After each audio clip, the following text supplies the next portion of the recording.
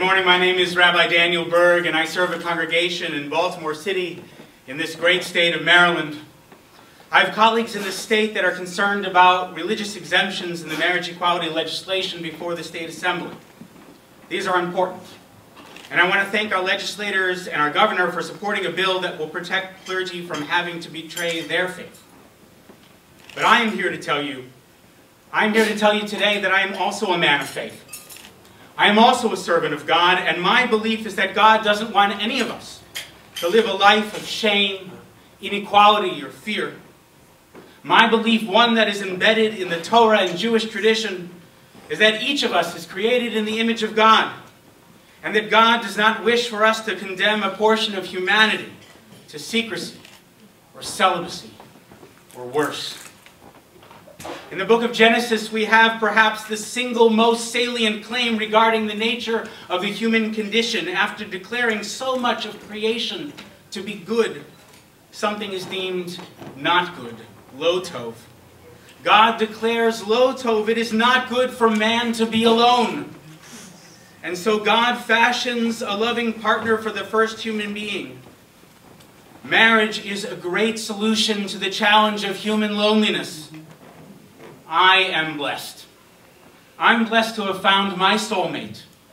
My wife and I have been married 10 years this June.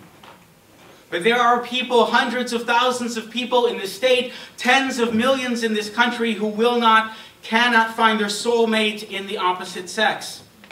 According to the Bible, the very first chapter of Genesis, they too were created in the image of God. Yeah. And it is not good for any of us to have to live alone. Now, I have listened to religious people wax poetic about the sanctity of marriage. I agree. Marriage is sacred, and that is exactly the reason why I, as a rabbi and as a religious person, support marriage equality. We have an opportunity here to invite same-sex couples to embrace the value of long-term committed and legally recognized marriage.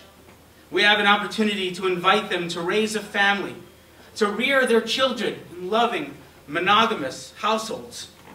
My colleagues of various faiths, including my own other men and women of the cloth, you who feel that your faith and marriage equality are mutually exclusive, have every right to your beliefs. The bill before the General Assembly will in no way force you to officiate at same-sex unions, but yours is not the only authentic religious perspective. My faith embraces same-sex marriages, and I ask you and our legislature to respect this diversity. The bill before us ensures a position of religious neutrality by focusing on civil marriage equality. Some people choose to be alone, but none of us should be condemned to a life of loneliness. Adam, he found his soulmate. I, thank God, found mine. I ask our delegates and senators to consider the rights and happiness of thousands of Marylanders and invite them to experience the same sacred companionship that I enjoy. My friends, Mark Twain once said, "It is curious that physical courage should be so common in the world and moral courage so rare." How little the world has changed. This is a time for moral courage. This is a time for openness and understanding, for equality and love. And this is a time for God, whom I am quite convinced is waiting for us to make the right decision. Amen.